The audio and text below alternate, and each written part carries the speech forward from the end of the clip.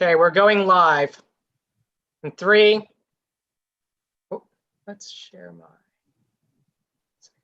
3, 2, 1. Okay, looks like we're live.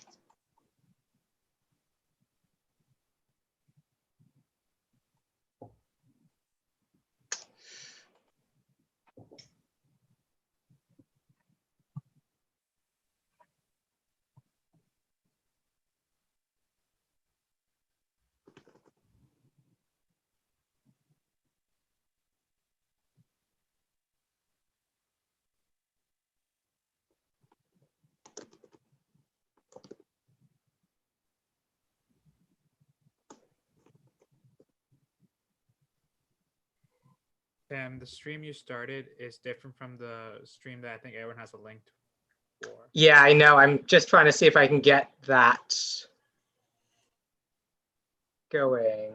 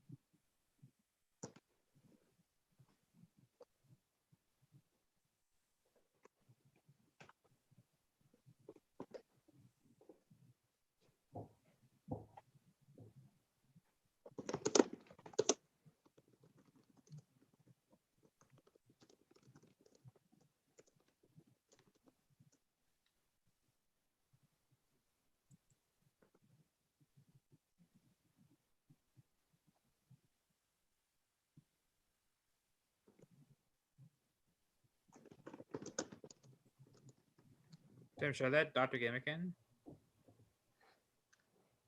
Go ahead.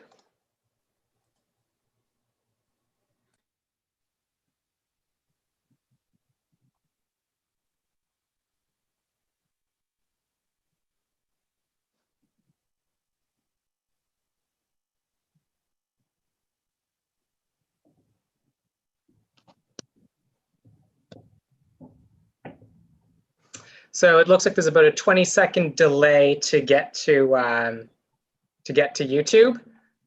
This is the first time that we're running this, so we're still figuring it out, but we should have some people coming in there now. We can actually, I think.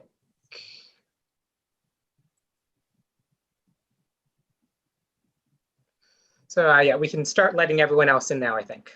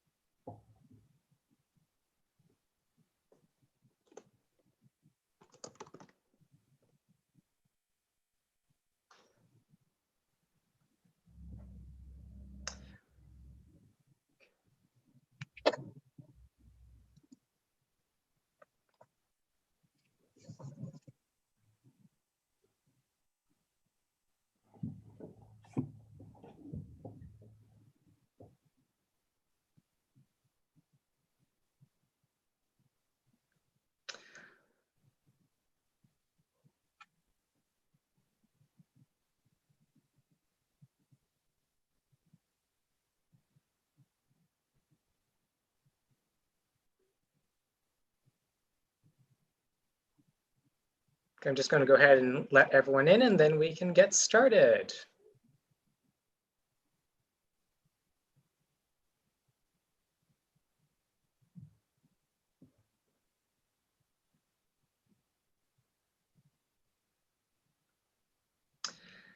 Hello, everyone. Sorry for the delay. We had some minor technical difficulties getting set up, but I think we are good to go now.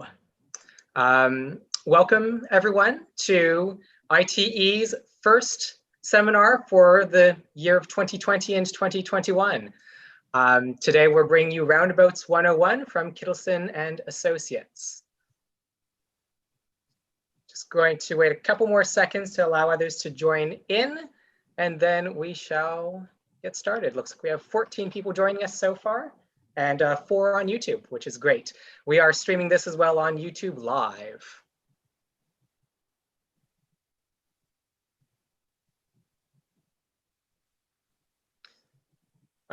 So just a couple ground rules before we get started. Everyone should have their microphones muted. Cameras can be on or off. I believe the session is meant to be a tiny bit interactive, so at some point you can join in and turn your microphones on and chat, or toss any questions you have up in chat. We'll have a Q&A session at the end. Okay, so I think we'll just go ahead and dive straight in. So first things first, what is the York University Student Chapter? I mean, you guys are all here now, so you should know, but just in case you don't, we are the student chapter of the Institute of Transportation Engineers. We are York University's community of transportation professionals, hosting seminars, software tutorials, field trips when we can, doing volunteering and social events as well. Some of these are, of course, member exclusive, so please join us on campus groups to continue on with the latest in ITE. Membership for all members is free. If you wish to be an actual ITE member to get other ITE International and ITE Canada events, it is free for your first year if you're an undergrad. After that, I believe the cost is $30, but you get access to a whole slew of networking events, seminars, and other things to join into and watch. So it's, I personally believe, a great value. Our website is www.ite.club.yorku.ca, and we are also up on campus groups. Okay, so just going to go ahead and introduce our speakers quickly. And sorry, this is the first time that I'm running one of these, so it might be a tiny bit bumpy. So we have Mr. Ed Myers, professional engineer. He's the senior principal at Kittelson and Associates, and Dr. Zachary Bugg, PhD, the senior engineer at Kittelson and Associates. And I've just realized that I had their bios, which have now disappeared. Gentlemen, would you like to introduce yourselves instead? It might be a bit quicker. Sure, I can go first. My name is Ed Myers, and I've been with Kittelson for about 20 years. I have a degree in civil engineering from Penn State University. I've been involved in roundabouts for probably longer than most or any or probably all of you have been alive. I started working on roundabouts in the late 1980s, very early 1990s, and built the first roundabout in the state of Maryland, where I did a lot of my early work in 1993. I still am involved quite a bit in roundabout projects with Kittelson and Associates, but also get involved in corridor studies, feasibility studies, transit studies. So pretty wide variety of projects that I work on. I work out of our Baltimore office, but also spend a lot of time in our Harrisburg, Pennsylvania office, and I actually live in York County, Pennsylvania. Hey, I'm Zach Bugg. I'm a senior engineer at Kittelson. I've been with the firm now for about 8 years. I went to school at North Carolina State University, was heavily involved in their ITE student chapter, so it's really great to see such an active and such an active chapter with so many different professional and educational talks. I started with Kittelson in Baltimore back in 2012, so was there with Ed, and then about halfway through my career here, I relocated to North Carolina, back to North Carolina when we started the offices down here. So I'm currently located in Wilmington, North Carolina, right at the Atlantic coast.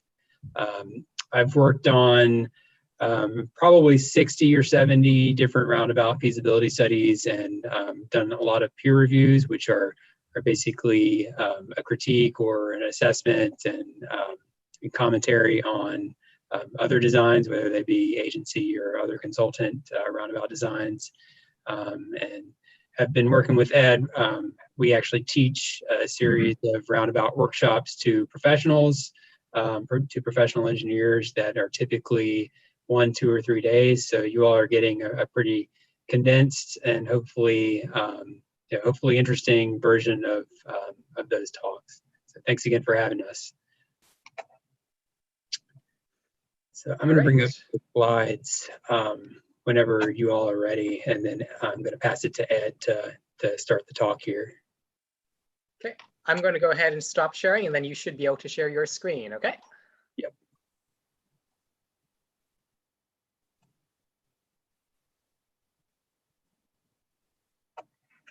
All right. So I'll pass it to Ed. Okay, so for this first slide, I'm going to try to talk Canadian. We're going to talk about the history of roundabouts, what makes a roundabout, why should I consider a roundabout, how do I analyze a roundabout, and roundabout design principles. So after that, I will not annoy you anymore with that. But actually, we have we were telling Timothy before the meeting, we have a woman in our Boise office who is from Toronto. So anytime I talk to her, it's always roundabout this and roundabout that. But anyways, so I'm going to talk a little bit about the history of circles and roundabouts. The first circular intersection in the United States is Columbus Circle in New York City, which, if you've been to New York City, it's at the south end of Central Park. It was designed by William Phillips Eno as a way to get access to the park. If you go there today, there's actually an off-ramp for I-78, the Holland Tunnel that feeds right into it. Very different than what William Phelps Eno designed, but that's the first that we're aware of circular intersection in the country.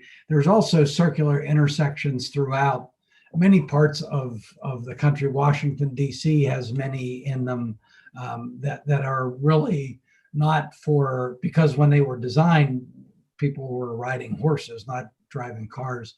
So they weren't really to control traffic as much as urban design, or in the case of Washington, D.C., they were actually for the defense of the city, for gun emplacements if the city were to be attacked, which it was several times. Next slide, Zach. So a lot of the circles that we had before the term modern roundabout was developed, which that was in the late 1980s, early 1990s, were very, very large circles. And so this is a circle, I believe it's in upstate New York, near the Albany area, but it's 600 feet in diameter. Probably the largest roundabout that you would ever see designed today is at least half that size, and probably more like a third of that size, even for a multi-lane roundabout. This particular roundabout was designed, you can see long distances between entry points and exit points, and those were really to provide weaving distances between the entry points and exit points, and that's what made the circles so large. So you'll see these throughout Massachusetts. This one's in New York. New Jersey had a lot. Many or most of these have been removed. What made us able to make the circles a lot smaller is England developed the offside priority rule. This was developed, I believe, in 1966 or something like that, where prior to that, if you were in the circle, you had to yield to incoming traffic. And what happened was, because you're in the circle, if there's a lot of vehicles trying to enter in front of you, you would back up, your stream of traffic would back up to the previous entry and exit point, and then the whole circle became gridlocked.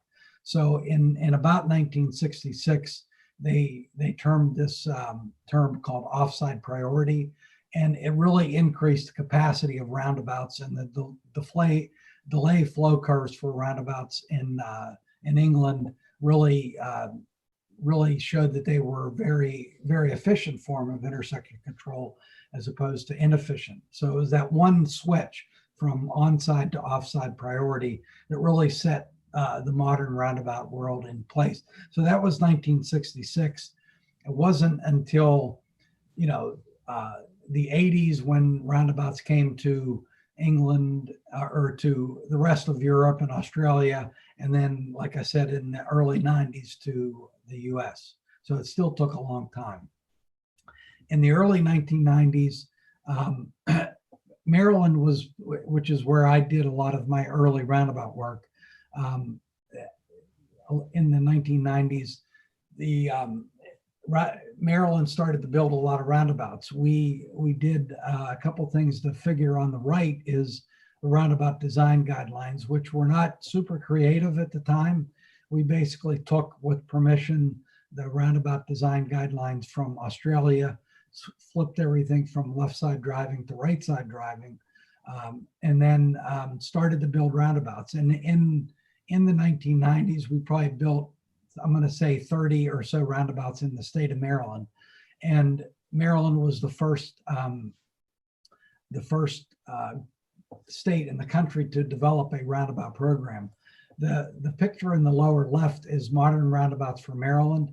That was actually a paper that I wrote. I believe it was in 1992. It was before the first roundabout was built, but I could see at the time that roundabouts were going to have quite a future in the US and be a much safer intersection alternative.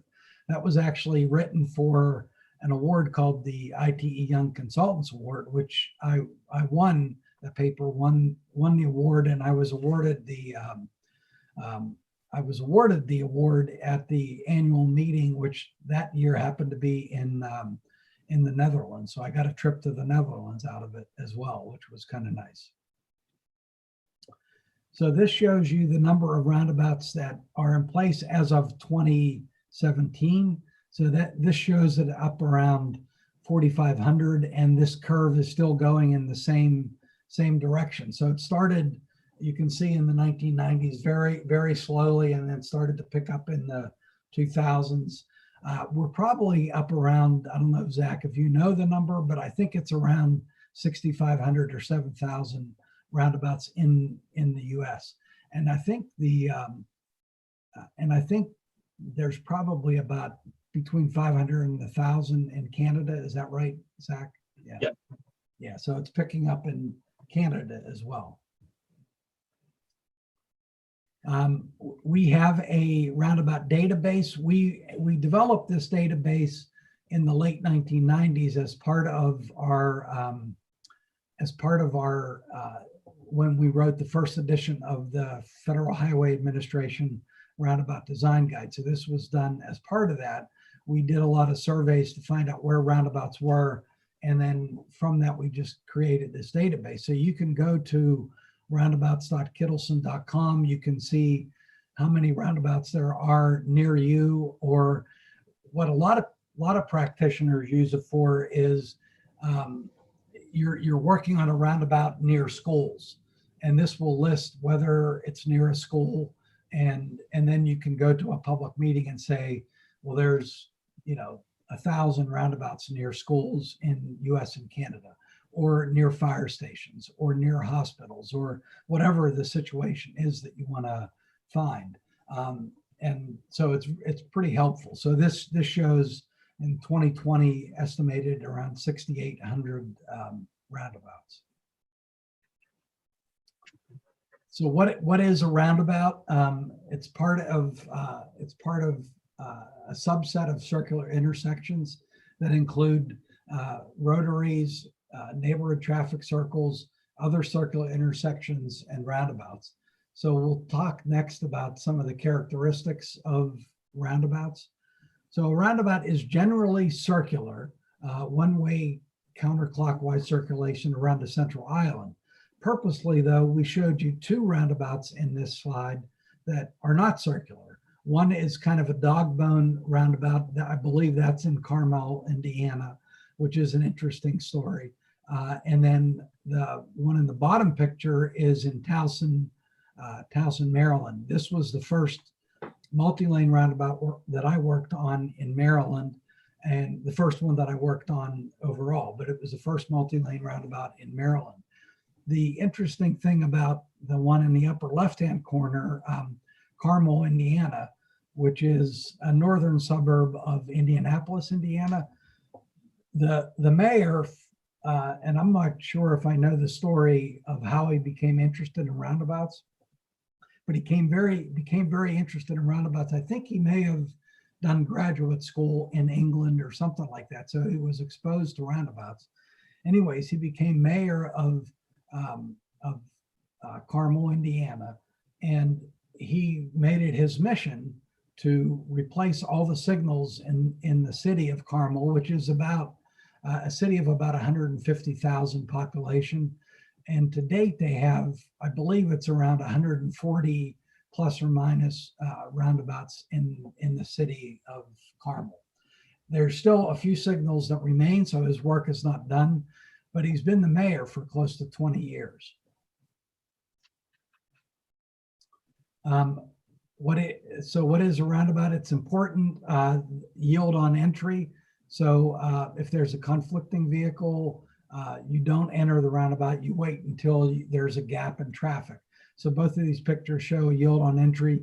You can see some other circular intersections where it's either a stop control or even some signalized intersections. What is a roundabout? Some of the geometric features, deflection, which means that you have to you position the entry vehicle so that they have to curve around the central island. So you really want them to slow down, and you use that deflection on the entry to have them slow down. You'll notice in this particular roundabout, the exits tend to be flatter. So that's an offside design where the exits are flatter, which you get in slowly and exit faster. We typically don't do that when there's a lot of pedestrians. This one looks like it's set up for pedestrians, so you might not consider that. Some of the other features are the splitter island, which Zach, maybe you can point to that, the splitter island on the entry. This can be pretty short or long. It can sometimes be a couple 100 feet long where you have really high speed entries. And then the entry curve, and then the central island. I skipped the central island. The central island is the shape, size of that, and the position of that is where we get the deflection. Sometimes you'll have entry curvature on the entry.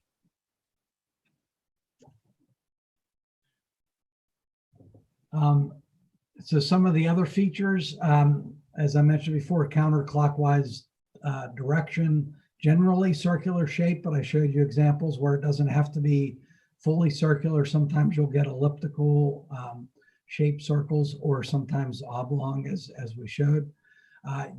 You can have more than one entry and exit lanes, but particularly on the entrance, you can have physical features that force you to slow speeds. Always have yield signs. On the top there, you see no need to change lanes on the exits. So one of the things we try to do is to get the sorting out of what lane you're supposed to be in before you get to the entrance of the roundabout. And another way to think about that is when you go to a signalized intersection, if you're turning left, we have signs and pavement markings on the approach to a signalized intersection. that you should be in the left lane. So we try to do some of that on the entries to the roundabout, so that you shouldn't change lanes once you enter the roundabout. What isn't a roundabout? So the circle on the left, which I believe is in Texas, it has almost a plaza feel to it, and there's a plaza or park feel to it, where there's pedestrian access into the central island. So really, with a modern roundabout, we would never have pedestrians getting into the central island. Even when you have urban design features, we don't want to put benches or plaques or anything that someone would want to read. This one shows, the one in the upper right shows where you can actually cut in front of the central island, and the one in the bottom right shows the circulating lanes are such that it makes it difficult to get out of the roundabout, because we have concentric lane markings. So we wouldn't have that kind of lane marking today. So with that, I'm going to turn it over to Zach. All right, so thanks, Ed. Back to the big rotary roundabout that we were talking about earlier, the supersized roundabout from upstate New York. So this has actually been retrofitted to become a multi-lane roundabout.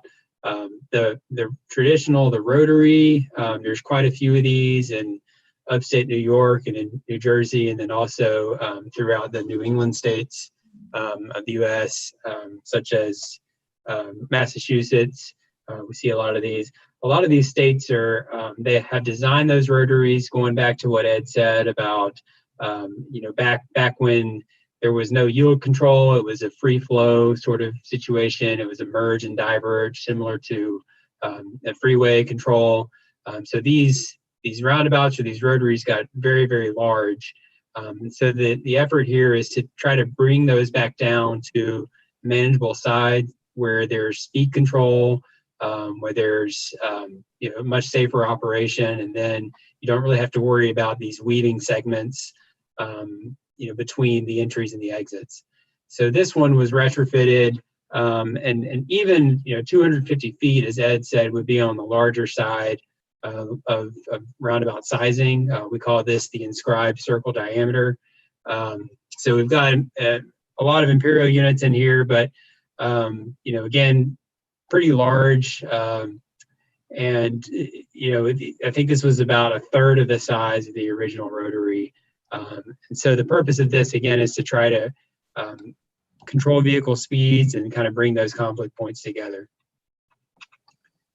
So a few other examples of what isn't a roundabout. You see probably some different traffic control devices here.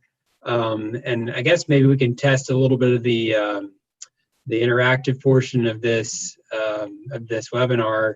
But does anybody have an idea of why the yield control works a little bit better, in terms of capacity than putting something up like a stop sign or a traffic signal at these types of intersections?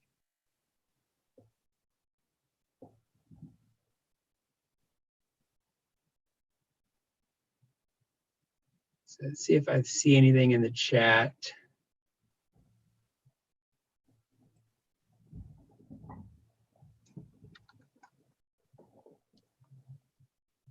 Anybody have any comments? Yeah, go ahead. I do have. Yeah, I believe so. It maximizes the flow. Like, for example, maybe one street might not have a lot of car, but the others might have, and maybe traffic light would maybe minimize the flow. Right. So exactly. So traffic signals, they're really good at controlling priority and being able to kind of control how much time you give to each movement. But the problem is, once you have different signal phases, you've got a lot of what's called lost time. For those of you that maybe have covered that in your transportation classes, So lost time is time that nobody is moving through the intersection, right? You got to take the green phase for one approach and then go circulate through the yellow and the all red for a little bit, and then you bring up another phase. So within that cycle, there's a lot of time when there's zero flow through the intersection. At a roundabout, conversely, there's always time when traffic is moving through the intersection, if there's demand. With the stop sign, you don't have to worry about signal phasing and lost time, but if presuming that everybody comes to a complete stop like they're supposed to, basically that flow, as you may have mentioned there, that really decreases because you've got that additional time, the additional gap you need between vehicles to kind of accelerate from a stop condition. So that yield sign is really where the magic comes in for roundabout operations and kind of one of the biggest benefits. Good. So moving on. So Ed mentioned a couple of other issues with non-roundabout traffic circles. So pedestrian access to the central island, parking in the circle, and then having the ability to cut in front of the central island and make a left turn. Can anybody think of, I guess, these first two issues?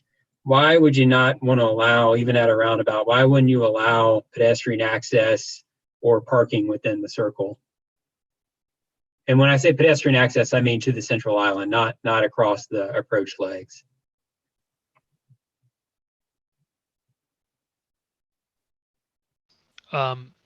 It would impede flow, basically. Yep, it would impede flow. Now we let there are crosswalks at roundabouts on each individual leg, so that impedes flow. What is it about having them go to the central island that might be an issue?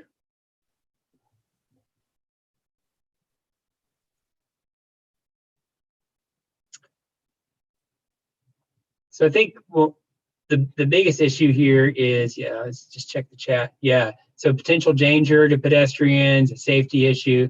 Yeah, I think it really comes down to all of those things and what we would call driver expectancy. So as you're circulating through the roundabout, you kind of know that you have the right of way. All the traffic on the entering legs are yielding to you as you exit or circulate the roundabout. And so to have to come to a stop, in a yield condition to other users, it's just counterintuitive within that geometry of the central island. Now we push the crosswalks to the approach legs so that you're allowing cyclists, pedestrians, all the other users to cross the approach legs and circulate around the outside of the roundabout.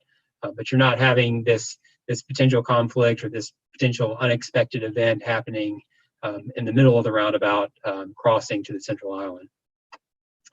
So similarly, when you have parking in the circle, you're going to have folks parallel parking. Again, that's coming to a stop, having to yield as somebody kind of pulls out, backs up again. So again, it's very counterintuitive and not expected.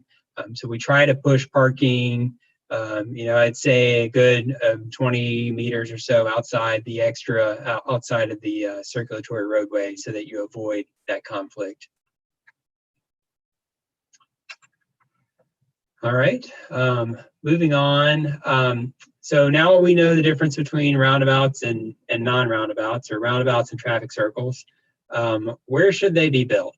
And I think back in the early days, roundabouts might have been used in some situations where they were thought of as kind of a silver bullet, and maybe folks took risks. There were a few designers that maybe put them in spots where traffic volumes might have been complicated, or you had multi-leg, 5-6 leg intersections. So you always want to consider the appropriate context, and don't about as something that has to go to a special situation. It's a pretty ordinary type of intersection control, much like the other types of intersection control, and should be used at ordinary contexts. It's been more of a push in the last 5 to 10 years to do something called intersection control evaluation, where you have a problem such as a congestion issue or a new development or new roadway, new type of intersection, and you want to assess all the different alternatives for traffic control at that intersection. And so as a good engineer or a good planner, you would want to go through each of those types of control: stop sign, always stop, signal control. Roundabout should be in your toolbox of different treatments, and it should be compared with all the other alternatives, and really, given the same consideration that you would give to those other types. Think about things like traffic volume, how heavy the demand is in terms of ADT or average vehicles per day, average daily traffic, hourly traffic volume. Roundabouts have a pretty good safety track record, which I'll go into some of the data here in the later slides. If you're thinking about different intersections to put a roundabout in as a potential countermeasure for crashes, you might want to think about the safety history of those intersections. Another thing is context. There are a lot of roundabouts with heavy truck traffic.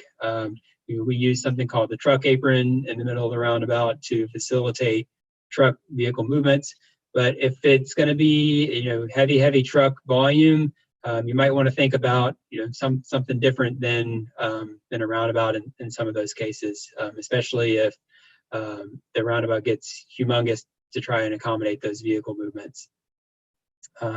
And so we basically like to combine all of those different considerations, operations and maintenance, safety, capital cost, and monetize everything and do something called a life cycle cost evaluation. So similar to what you all might have experienced in your engineering economics classes, really looking through a cost-benefit analysis of what is the upfront cost of installing a roundabout versus the long-term benefit quantified from safety, crash reduction, delay reduction, travel time reduction. So, with all these considerations, hopefully these all ring a bell to what you would consider for other intersection types. The performance measures out there's really nothing new for a roundabout. I guess what we're trying to emphasize here is try to give them a fair shot at, as something in your toolbox for how to improve an intersection. So going into the safety, I'd argue that crash data and highway safety is one of the biggest benefits that roundabouts bring compared to conventional intersections. And it really boils down to something called conflicts. So what you see here are, it's called a conflict diagram. And what we've done is we plotted out all the different points where vehicle streams would cross or merge or diverge at a roundabout versus at a conventional four-way intersection. And the conventional four-way intersection shown on the right there, regardless of whether this is signal or stop control, the conflict points are the same. So what you see here is you got 8 conflict points at a roundabout versus 32 at a traditional four-leg intersection. And this also distinguishes between the types of conflicts, crossing conflict being where paths would cross at a 90-degree angle or so, and then the diverging and the merging or converging conflicts. So on the roundabout, you don't see any crossing conflicts. At the traditional intersection, you see 16 crossing conflicts, and then there's about half the diverging and merging or converging conflicts at a roundabout as there are at the other types of intersections. So conflict points, they're not equal. The severity of the crash has been correlated with the type of conflict point. Where you have these crossing conflicts, you get acute angles, and those tend to be your most severe crashes that tend to have a higher proportion of injuries and fatals. Whereas at roundabouts, the idea here is to bring vehicle paths in at a lower angle and to limit the severity if something does occur, if there's a crash. The other piece here is speeds, which I'll go into. There's so much deflection, as Ed was mentioning, at a roundabout that you bring speeds down to a level where crashes, when they do occur, they tend to not be as severe as at other types of intersections. Okay. So just some high-level crash statistics here, comparing different types of intersection control to a roundabout. And so the middle column here, the first set of data, is the change in total crashes. It's a before and after study from another type of control to a roundabout. And then to the right here in the last column is the change in fatal and injury crashes, or severe injury and fatal crashes after conversion to a roundabout. So you see the biggest benefit here is really looking at, so we've combined all the four-leg intersections up at the top row, and then we've kind of broken these out into signalized urban, suburban, and then looking at the stop control.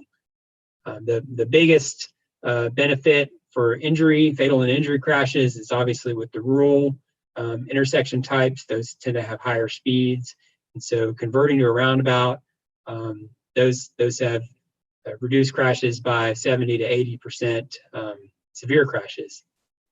And then looking at signalized intersections in general, looking at about a 2/3 reduction, 60 to 70% reduction.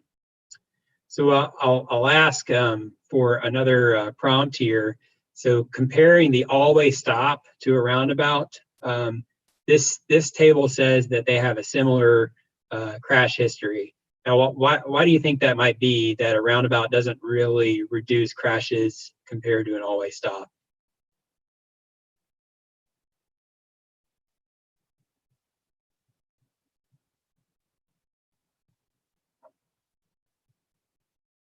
Any ideas here? Well, so the always stop is really the safest type of intersection out there, right? Assuming that everybody can see the stop sign and is obedient to the law of an actual stop. You're not really going to have a whole lot of crash activity, if everybody is stopping at a stop sign and all legs are controlled.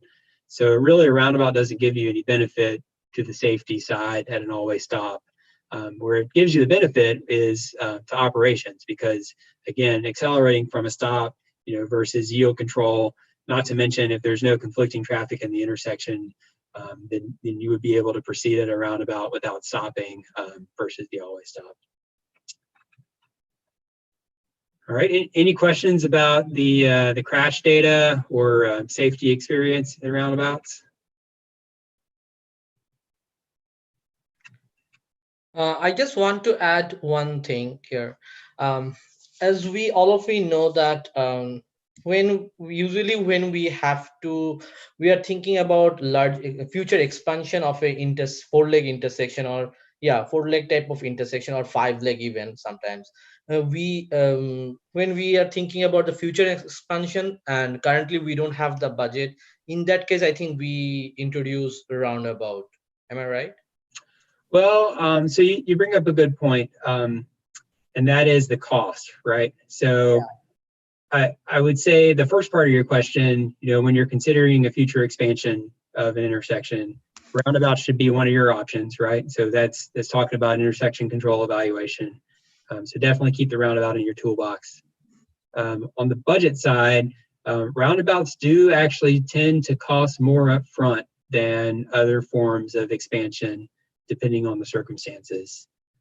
So you would want to go and look at the safety costs over the life cycle of the intersection and really try to quantify, there are dollar amounts that different agencies, different state and provincial agencies try to assign to different types of crashes and different severities.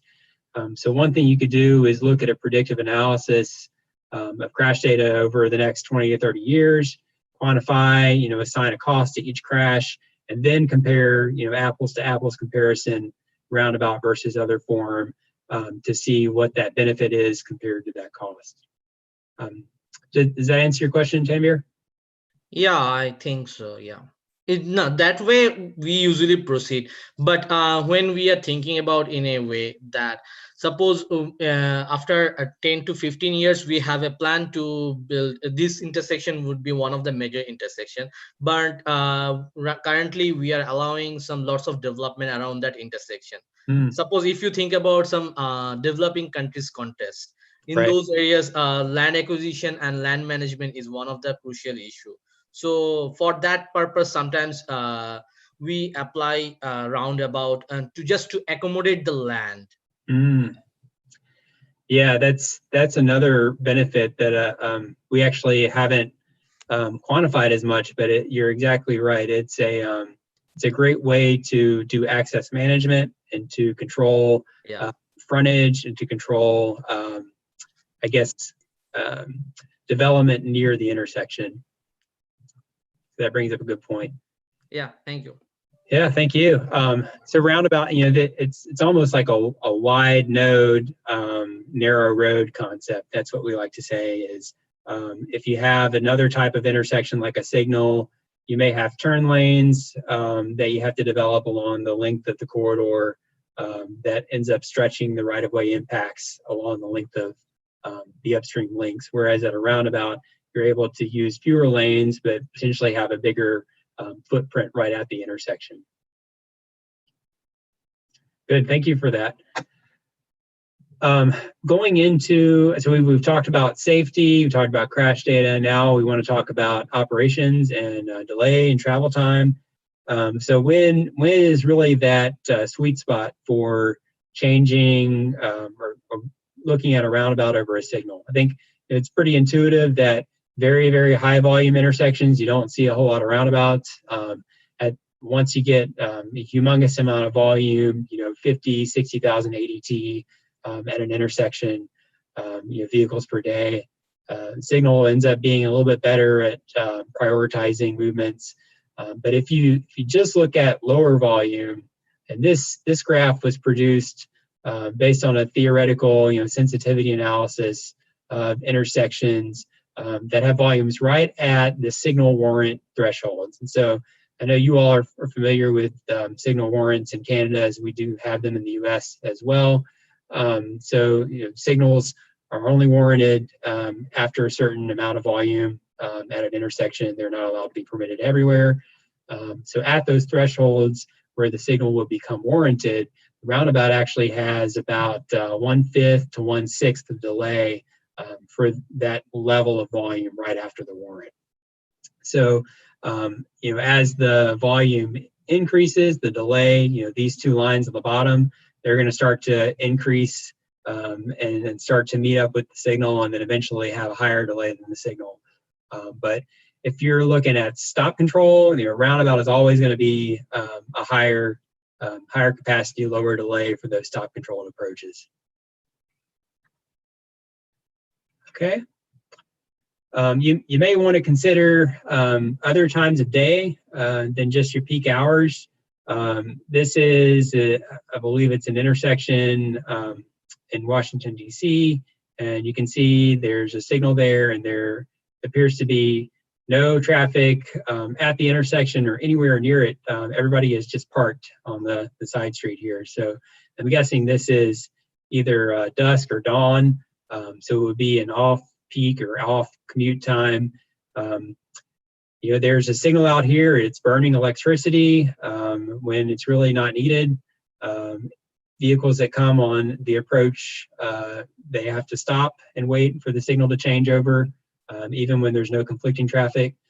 So in your analysis, when you're doing a life cycle cost or when you're doing a delay analysis at different types of intersections, it may be useful to consider a few off-peak scenarios in addition to the morning, afternoon commute times to try and compare what really the delay of a signal, which obviously they're to a vehicle that comes up here on this red light, and has to wait, there's a pretty significant delay there compared to, a roundabout condition.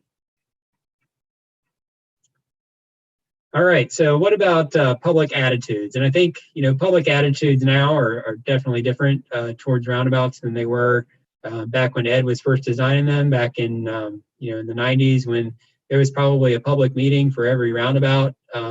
These days, we're not really doing a town hall meeting or public meeting for every new roundabout in town. If it's a new area where there are no roundabouts, it might take a little bit more coordination, a little bit more education, a little bit more enforcement as well. But in populated areas where there's a lot of roundabouts, you probably don't need to do a huge amount of public involvement anymore. What we've seen is, in a lot of public surveys or surveys of communities with roundabouts, before the roundabout comes in, nobody likes it. But as soon as it's constructed and people are able to experience it, experience the benefits, their reaction actually becomes much more positive. So, think about your relatives, your grandparents, your parents, how they feel about roundabouts, and then ask them if they've ever actually driven through one.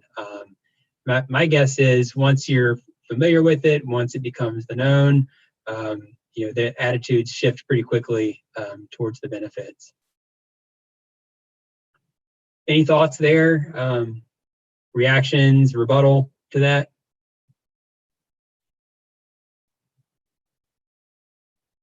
If not, I can move on. So I mentioned wide nodes, narrow roads. This is a roundabout, 2 roundabouts installed at a diamond interchange, which actually has frontage roads. So if you look at, think about the signalization and the number of signal phases that would be required to process all the different approaches at something like this, where you've got 2-way frontage roads, 1-way ramps, and then a 2-way side street. And kind of think about the number of turn lanes that would be required underneath this underpass here if you had signal control. This actually has a good example of both a teardrop form and a circular intersection form, whereas at an interchange like this, you don't actually need to allow a U-turn from outside the roundabout to take place. So traffic coming from underneath the bridge doesn't have to yield to any conflicting traffic, and then would have the right of way to exit the roundabout. So you're actually able to preserve the width of the undercrossing here much better with the roundabout than with a signal. A few other benefits. So I think Tanvir brought about a good point with right-of-way conservation and access management. You can see in this, in this example, there has been quite a bit of buffer between the community and the intersection. You're not allowing that the driveways directly onto the highway here. So if you did have that, the benefit of the roundabout is you have an easy U-turn. You can keep the median throughout the length of a corridor and still provide all the different directional ins and outs at driveways and side streets. Aesthetics, people have used the landscaping, the green space ability of roundabouts, especially that central island. Environmental factors, there's less permeable, impermeable, and impervious surfaces with the roundabout compared to a signal. And then I hinted on that operations and maintenance piece. What have you got to do at a signalized intersection every 3 to 5 years? You got to go and retime it, right? You got to collect data, and you got to go adjust the signal splits, maybe the signal phasing and the offsets.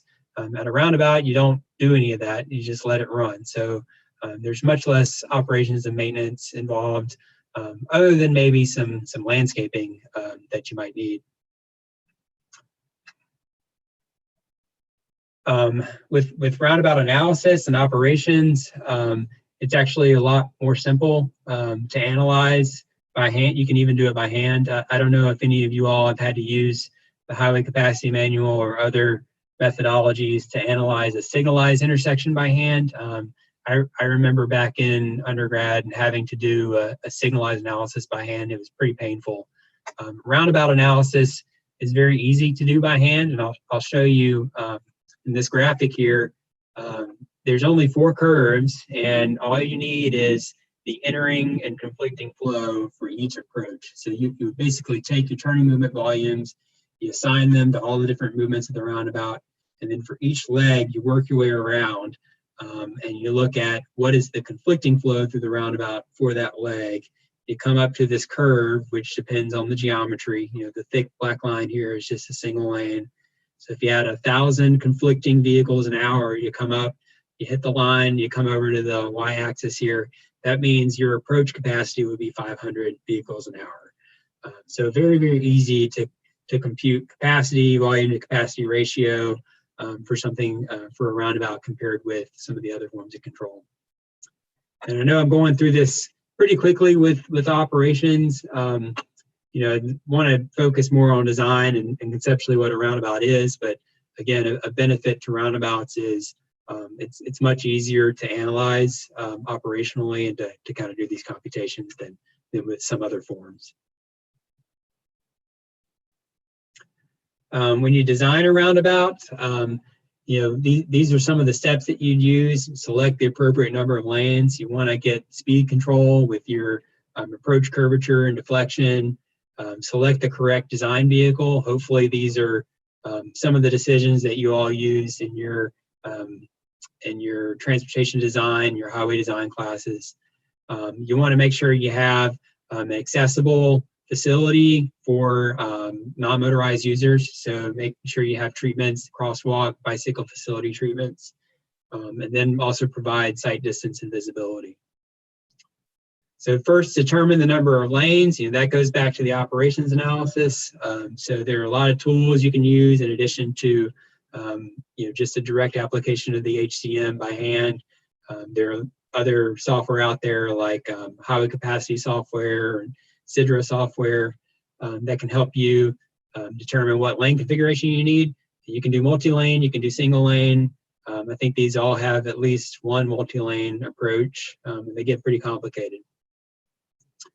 Try to not overbuild. I think that's one of the biggest pitfalls we see when we do these peer reviews is somebody goes out there, they run a 20 to 30 year traffic model, travel demand model, and traffic forecast.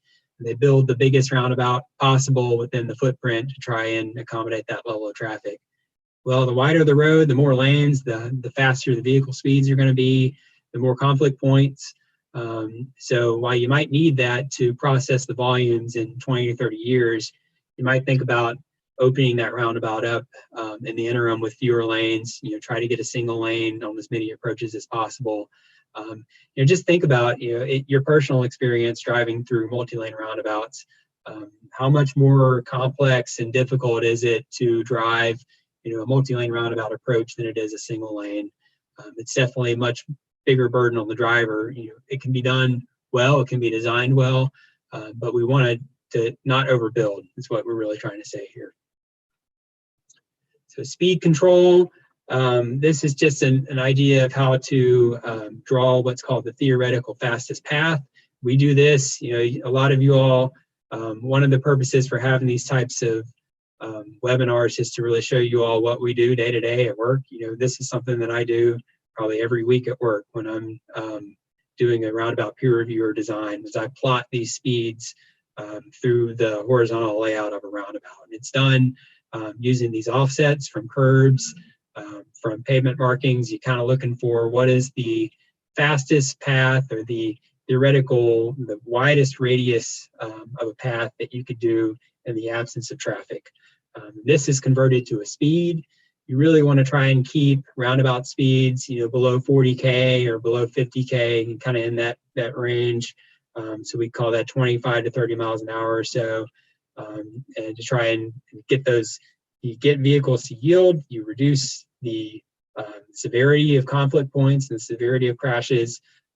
You reduce the I guess the reaction time needed, or the distance that vehicles go, you know, when they're going at a higher speed is greater given the reaction time. So all of that is done through deflecting and tightening up the design so that you have a smaller fastest path radius. Make sure you select the correct design vehicle. You know, a lot of that you have this roundabout truck apron that can be used by the rear vehicles of tractor trailer trucks. You don't want to have the cab of the truck going up over the central island or the truck apron. You know, this sort of thing happens all the time with designs that are not, you know, the designer didn't didn't consider what the true design vehicle or the appropriate design vehicle was when they designed it. Here's an example of some various ped bike treatments that are used at roundabouts. And so I'll walk through these. You want to have this landscape strip. This is a lot of this stuff is done to channelize and for pedestrian wayfinding, guiding the pedestrian to the correct spot to cross the road at the crosswalk, not to the central island. You want to keep folks on the outside, the outer edge of the roundabout. A lot of this is there's pretty fair amount of ADA guidance and ADA requirements and draft ADA requirements out there for the blind at roundabouts. And so you think about maybe what are some challenges for pedestrians with visual impairments at a roundabout versus a signal. Traffic is kind of always moving, whereas at a signal you have the push button, you might have the audible signal, especially probably in your bigger cities, in Toronto. You probably got plenty of that. So roundabout, you don't really have that opportunity. So what you want to do is try and channelize and help pedestrians wayfind their way to the crossing, kind of shorten the crossing distance. And this way, it's a lot easier for someone with the vision impairment to do kind of the wayfinding through the roundabout. This image on the right is just one example of bicycle facility design at roundabouts. The biggest thing here is you don't want to carry a bike lane through the circle. The reason for that is if you're thinking about drivers who are coming up here in vehicles, they're looking to their left for conflicting traffic in the roundabout. They're not looking over their right shoulder for a cyclist that might be in the roundabout overtaking on the right. So what we tend to recommend here is terminate the bicycle lane, the bicycle facility upstream of the roundabout, about 15 meters or so ahead of the crosswalk. And then you give folks the option, for those cyclists that are, that are confident cycling in the roundabout, in the roadway, you push them into the vehicle lane with other traffic. Vehicle speeds are much lower through a roundabout. They're comparable with typical cyclist speeds, again, 40K or less.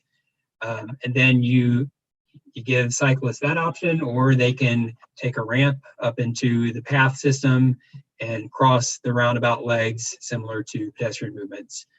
And then, there's the mirror image of this on the other leg where they would be able to go back into the bike lane. Seeing some concurrence with that. Any thoughts, any rebuttal on these?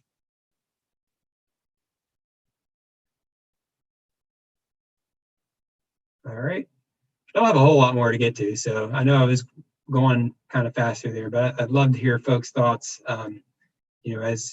as you all have cycled around roundabouts or walked through them or driven through them, kind of what your experience has been.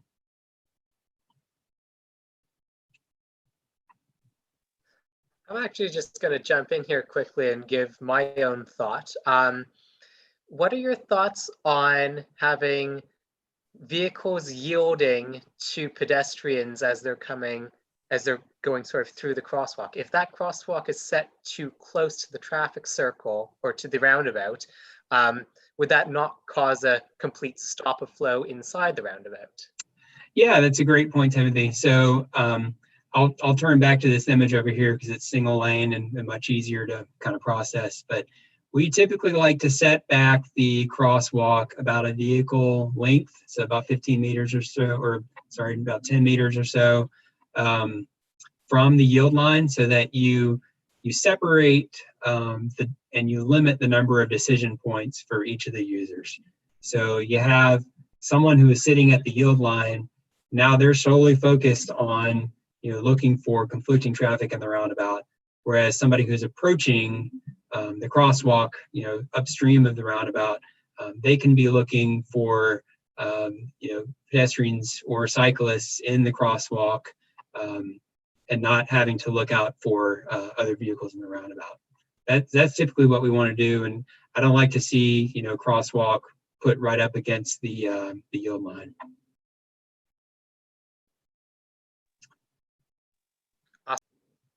Yeah. All right. So you want to have smooth channelization. This just shows you kind of an example of what the fastest path movement might look like at a roundabout. You want to make sure vehicle paths, they don't overlap. Here we have a little bit of an issue with that, and it could be just the obliqueness of the aerial here. But those of you that have taken multi-lane roundabouts, you've probably been cut off before. Thinking about two vehicles side by side here, the vehicle that enters the roundabout, if they're not aligned properly with the downstream lane and the circulatory roadway, and this is a design thing, this is not a user error, it's a design error. If that alignment is not there, then the vehicle in the right lane can end up cutting off the vehicle in the left lane. And so you have a lot of either sideswipe crashes, or people just stop using the inside lane altogether, and then you kind of lose the benefit of additional lanes. So what you want to do is try to design like this, where you have a short section of tangent and you align vehicle paths into the roadway, into the circulatory roadway. So a lot of subtleties here, and this is stuff that Ed and I review designs all the time that don't that are a lot more like this than they are like the image on the left, and so that's one thing that we really try to look out for. Sight distance, really important. This is something that we all go over, when we're looking at studying for the PE and the FE, and kind of in classes. It applies to roundabouts as well. So stopping and intersection sight distance. You want to give enough sight distance so that folks can see conflicting traffic, but at the same time, you don't want to provide so much that vehicle speeds are not influenced. So one technique here is to start to provide the intersection sight distance only about 15 meters ahead of the roundabout, so that drivers their speeds are somewhat more limited, but they still have a clear line of sight to conflicting traffic. So in summary, I know I've gone through a lot of the design details here, in addition to some of the conceptual points. Hopefully this puts you on the right foot to, one day be able to assess whether a roundabout might be a good solution, definitely knowing that it's in your toolbox. And then for those of you that end up in the design world, hopefully this is a very brief introduction to some of the performance measures and the different performance checks that you would do at a roundabout. So basically, they tend to be circular, although not always. Sometimes they're elliptical. The biggest thing is having the yield on entry. Don't allow the other types of control out there, like merging and diverging or yielding to traffic that is entering the circle. It should be traffic within the circle that has the right of way. Control those speeds, get them down below 40 kilometers an hour or so, 25 miles an hour. And then in the appropriate context, they can be a great solution to safety issues, crash severity, crash frequency at intersections. They can provide much better delay results and operations in some comparable forms like stop signs and even signals, depending on the volume. And then the well-designed roundabouts out there, they have the good path alignment, they accommodate the correct design vehicles, they have the appropriate treatments for non-motorized users, and then that speed control. All right, so I know that was a lot of detail, but we have quite a bit of time here for questions and discussion. And then if there is a little bit of time, I could spend a few minutes just talking about kind of the higher level things, what we do at Kittelson, and then our hiring and our intern approach, for those of you that might be interested. So at this point, I'll open it back up to questions for Ed and myself. If you have any questions, you can either go ahead, put it up in the chat, especially for anyone watching on YouTube Live. I am monitoring that as well, and I'll relay it. Or you can raise your hand if you're using Zoom, using the raise hand function, or one of the sort of reaction features.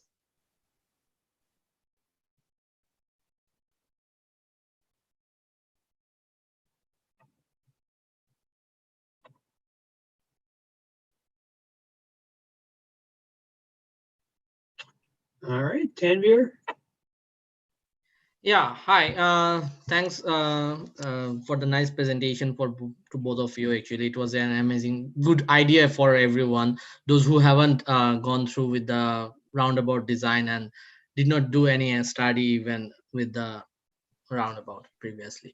I have a small query that you have mentioned one of the important major parameter for the roundabout design as the design vehicle selection. Um, how do you recommend emergency vehicle versus long combination vehicle selection for designing the roundabout as the design vehicle? That's good. Ed, do you want to take a crack at that one? Was the question, how do you determine the design vehicle versus an emergency vehicle versus just a tractor trailer? We always, for all of our intersections, we design for emergency services vehicles. They're typically not the biggest vehicle that uses the intersection. So the largest design vehicle that you would expect to use the intersection is what we call in the US a WB67, but it's a long tractor trailer. And those things don't usually change from intersection to intersection. It's usually a standard that whoever is the controlling government, whether it's national or state or province or local, will control what that design vehicle is. But it's usually not an emergency services vehicle. No, actually, I had the opportunity to work with designing a roundabout. A couple of, not as like as you guys, couple of the roundabout design I had done in my career. While I had to face the problem that I could not able to agree with in few parts, and in few parts I really agree that it's totally based on the municipality or the government for whom you are designing. But in some contests, in some areas where your larger trailer vehicle like WB 60 or 67 are not allowed to travel on those corridors, but you may have to provide service for the local residential area along that along the side of the roundabout. So in that case, you have to give the access for the emergency vehicle. Am I right? If correct me if I am wrong. So in those cases, actually, I had taken emergency vehicle as the design vehicle. Mm. So that's why actually I asked that question. Yeah. Yeah, that's a good point.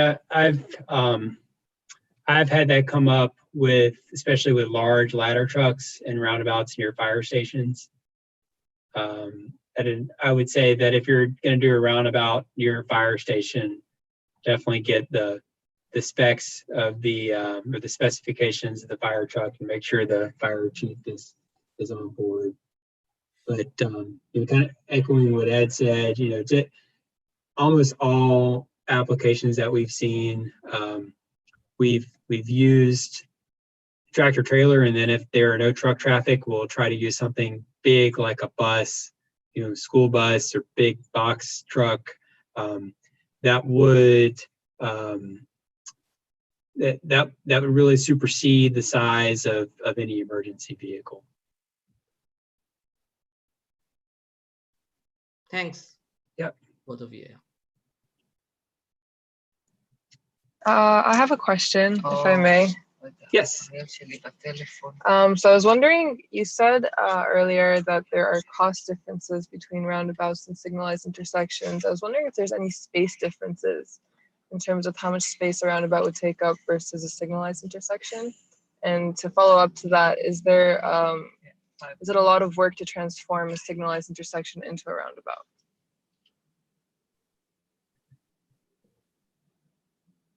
Yeah, maybe I'll start and then maybe give Ed a chance to weigh in as well.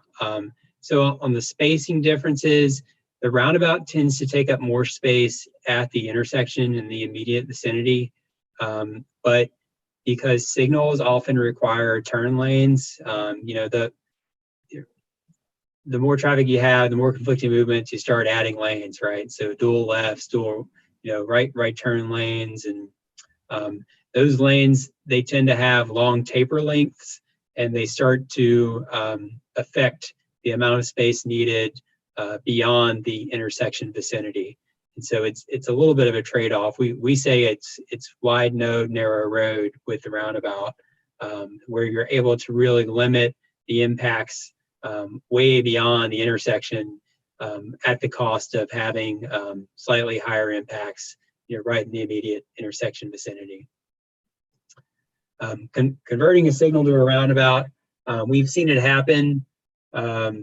It's happened in areas where there are closely spaced signals, and sometimes that can be an issue where there's a crash problem. And it's obviously very challenging to kind of maintain traffic through that type of configuration when you change it over. But maybe I'll let Ed comment on that as well. Yeah, the thing that I would say that I would add to that is it's pretty difficult. I wouldn't sugarcoat it if you're talking to a client or the public. It's pretty difficult to do it. The easiest way to do it is to detour all traffic and shut down the intersection, and then you build a roundabout. That's also the most impactful to the motoring public and really rarely happens. The next best thing you could do is to detour maybe the minor legs of the intersection and then do that. More often than not, though, you're staging the intersection and it becomes pretty difficult and adds quite a bit of cost to the intersection. But it's always, or I should say almost always, possible to do it. It's just pretty complicated. Gotcha. Thank you so much. Can I ask one more question to Yeah. both of you guys? Sorry, guys. If we think about our near future, next generation traffic like autonomous vehicle, and how do you think that it need to get the infrastructure information, or how it will incorporate the infrastructure information while they have to travel through the roundabout? If you Yeah, that's a great question. And I noticed one of your potential topics for these seminars is CAV. So I can weigh in a little bit. The first thing is the capacity. And so we're doing some testing right now at Kittelson on some research projects for determining the capacity of all different intersection forms based on a fleet penetration of the connected autonomous vehicles. So that's one thing. Those curves that I showed you for the highway capacity manual, those will change when vehicles are closer together and can communicate. The other side is the communication piece itself. At a signal, you have the potential for the infrastructure to communicate with the vehicle so that the vehicle will know that there's red, yellow, green signal in the absence of a driver. But with the roundabout, you would need a different, you'd have to worry about both the non-autonomous vehicles in the roundabout. You don't know what they're going to do. You're going to have some detection there. And then with the potential benefit of having the autonomous and the connected vehicles within the roundabout to decrease gaps and to provide for a little bit more efficient flow. So I don't have all of the answers or the conclusions to answer that question, but I can say that the research is being done both here at Kittelson and then also with some of our university research partners. Yeah, I don't know the answer to that question either. Though it's a very good question. I wonder though what when we get into a higher penetration of autonomous vehicles, what right now I would say roundabouts have a benefit from a capacity standpoint. Is that still going to exist if you have a 25% penetration, a 50% penetration? I don't know. I don't know the answer to that, but I wonder about it.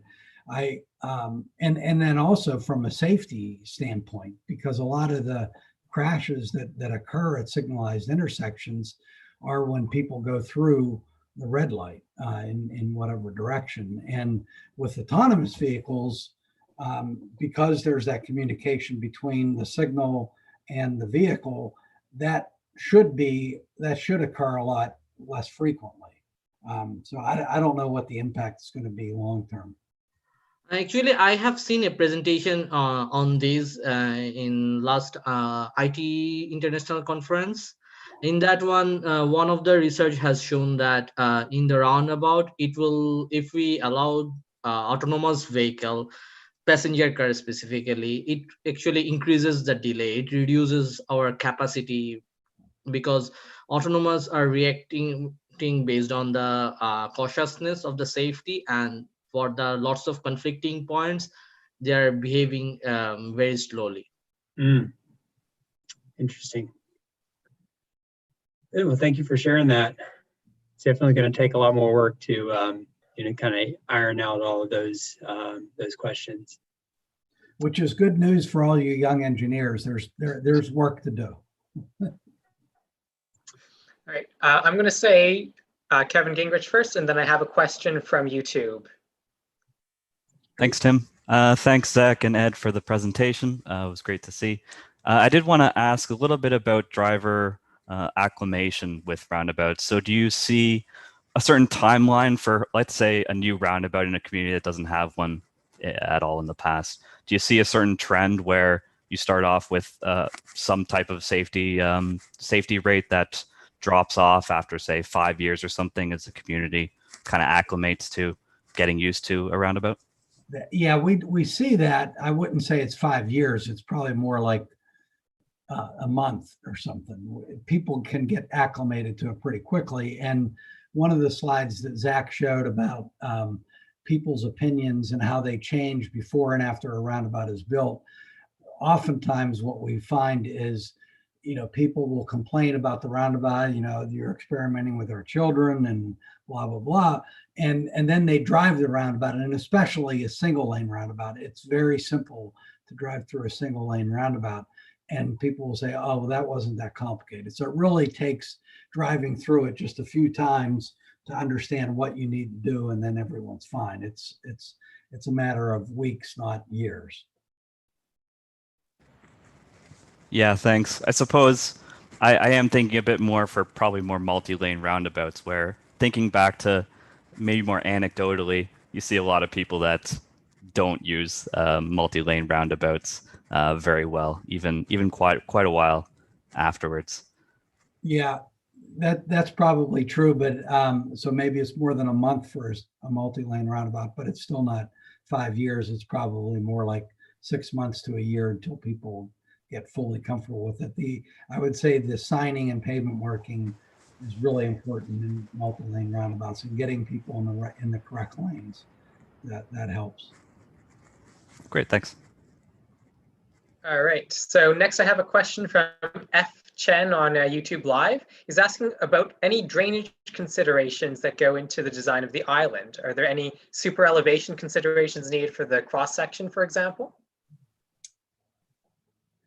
Well, we're not really thinking about super elevation in the traditional sense, where you have a 40 mile per hour, 50 mile per hour approach roadway, and you're trying to get super elevation. So we're not really thinking about super elevation in that way.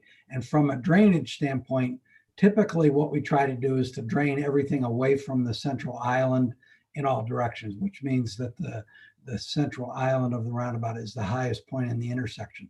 We can't always do that, and so it can get a little bit more complicated, and what kind of plane you have going across the intersection. But ideally, everything drains away from the central island. That helps in colder climates like Canada to get everything drained away so that there's no icing or snow accumulation.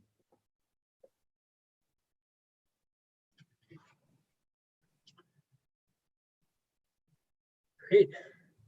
Any other questions?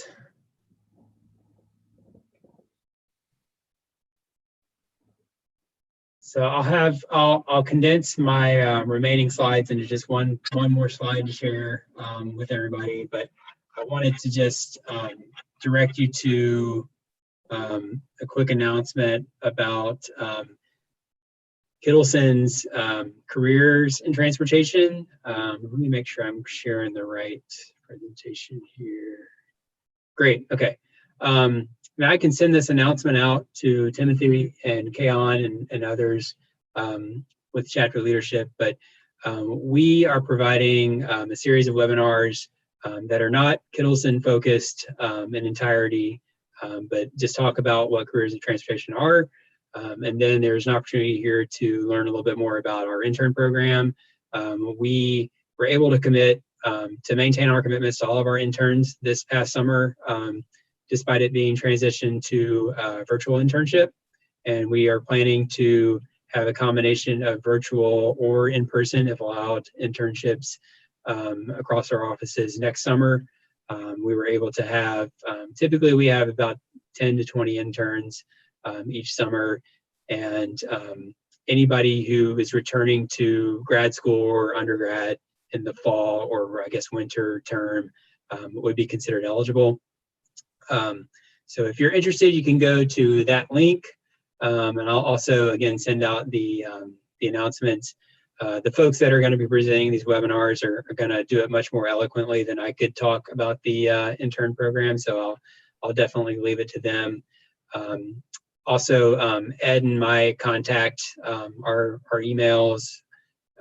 You all should have that in the slides here in the notes. So again, if you have specific questions, feel free to reach out to us. And yeah, again, it's been really nice to present to you all, and it's really nice to have been invited to come speak today. So thank you again.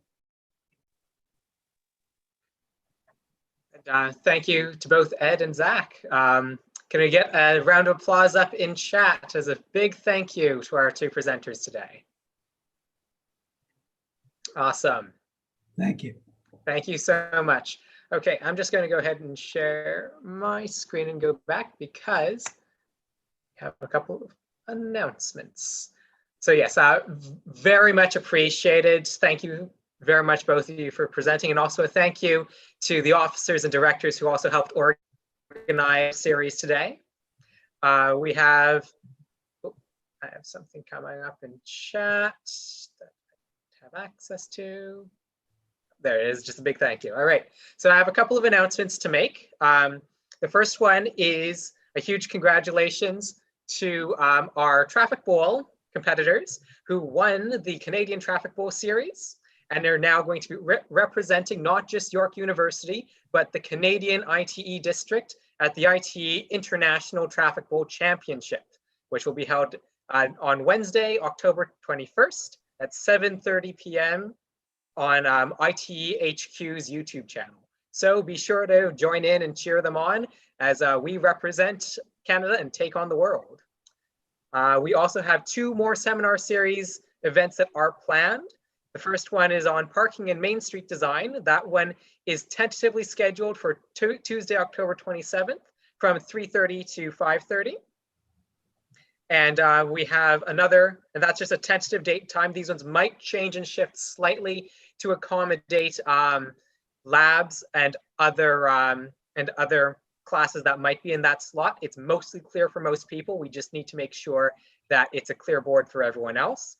And then 2 weeks after that one, we have another seminar series on autonomous vehicles. And judging by our conversations here today, we'll have to keep in touch with Kittelson. All right, so at this, I believe it is time to bring the meeting to a close. So thank you everyone who showed up and came in and joined in. I think we actually ended up with around, by my count, about 27 people, which for an online webinar is fantastic. Thank you all so much for coming out. We really do appreciate it. And I guess stay how, oh, right. If you have any feedback on what we did today, please go ahead and send us an email at ite@yorku.ca. We'll be taking all of your feedback into account for the next time we hold these webinars. And apologies to everyone on YouTube Live for the quick jump to another seminar. We're going to try and make sure that that doesn't happen for the next one. All right. And with that, I believe that is all for today. Thank you once again to everyone who came out and showed up. Thank you once again to our excellent presenters. Take care, everyone. Stay healthy, stay safe, and hopefully we'll see you in the next one. Thank Take you care so all. much, everyone. Yeah. See ya.